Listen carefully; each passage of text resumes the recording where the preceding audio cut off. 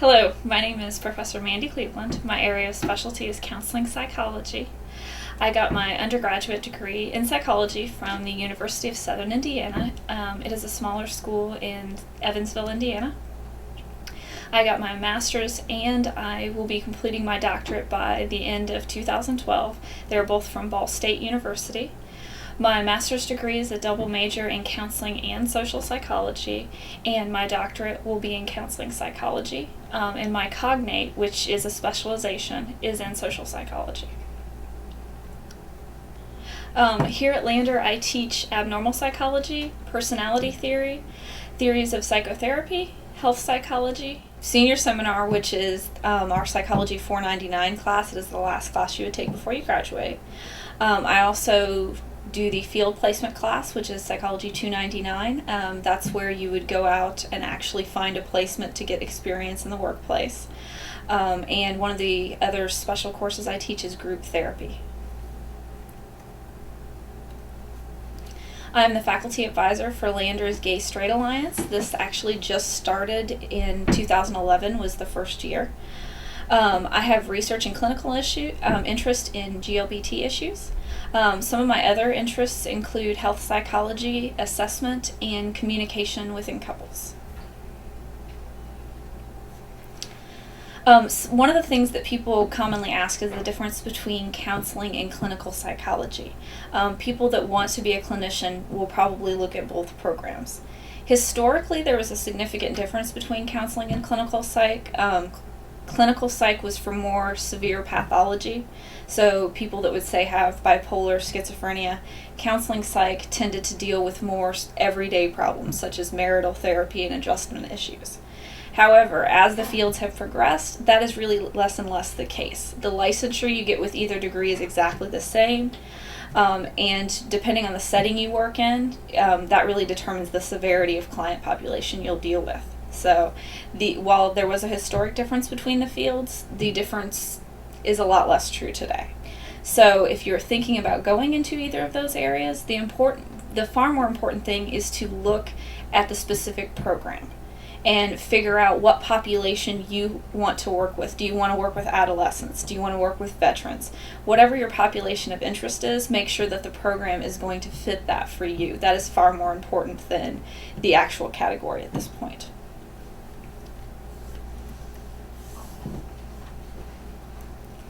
As far as sort of the path to becoming a counseling or clinical psychologist, you would start with the master's program, which in some places, basically what I did was that actually just went into my PhD.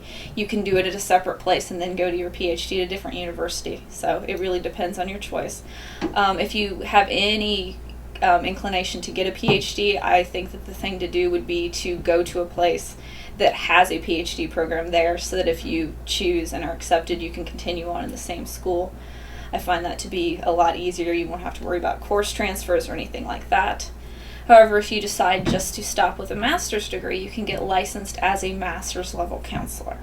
And the licensing for that is different in every state. So it's important to decide which state you want to work in and make sure that the licensure process at the university you're attending is going to match up to that state, because they usually match up to the state they're located in, and that might not necessarily be the state you want to end up in. So looking at that sooner rather than later is very important. As far as doctoral programs, when I talked about specialization, they call that in the doctoral program a cognate. I did mine in social psychology because I wanted to go into academia, and my research interests tend to veer toward social psychology rather than counseling psychology. However, a lot of people most people that get a PhD in clinical or counseling psychology are practicing clinicians of some sort. So those people would have whatever specialization they desire. It could be in health psychology.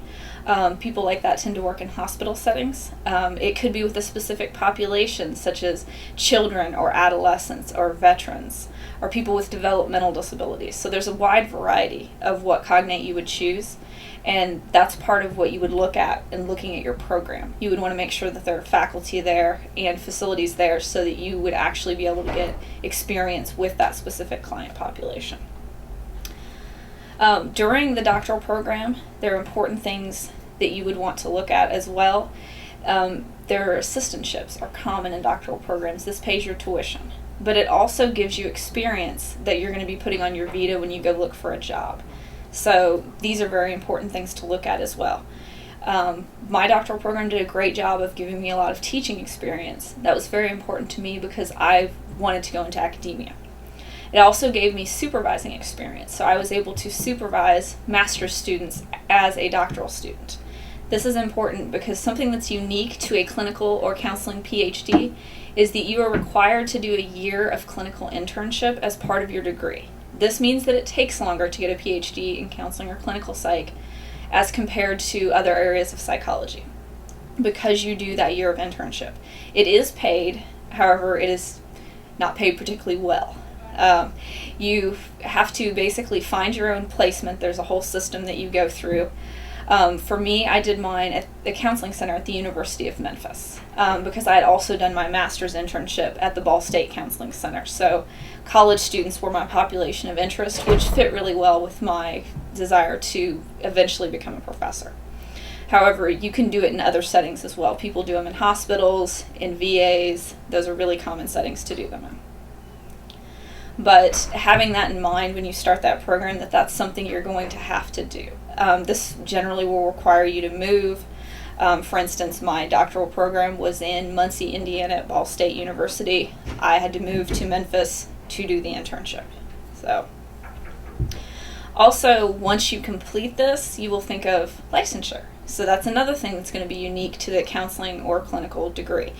And whether you just stop at a master's or go on to get your PhD, you're still going to have to worry about licensure, which requires you to be supervised post-degree. So once you finish your degree, you have to take an exam, pass it, and then have a certain amount of post-degree supervised hours by another licensed clinician before you are fully licensed to practice on your own without supervision. So I include all this because I think sometimes people go into this field without realizing all of the extra hoops you have to jump through to be a clinician above and beyond the already hoops you have to jump through to just get a PhD. So all the research hours that you think you have to put in, to have publications and presentations to put on your vita, you also are doing hundreds and hundreds of clinical hours to be certified for your degree and for licensure. So really there's both pieces, and that again is why the clinical and counseling degree tends to take longer. Some of the areas that people can work in, with some of them you could work in with a master's or with a PhD. Some of them really require a PhD. If you're going to go into academia and teach at a 4-year university, you're going to need a PhD. However, as a master's level person, you can teach at a community college. That's pretty common. If you want to work in private practice, you could either have a master or doctoral level degree. Veterans hospitals, they hire people at both master's and doctoral level degrees. There's a whole lot of need for mental health professionals in that specific field, so that demand is really expected to be up for years to come. In a hospital, they also would hire both master's and PhD level individuals. Community mental health clinics, the same thing.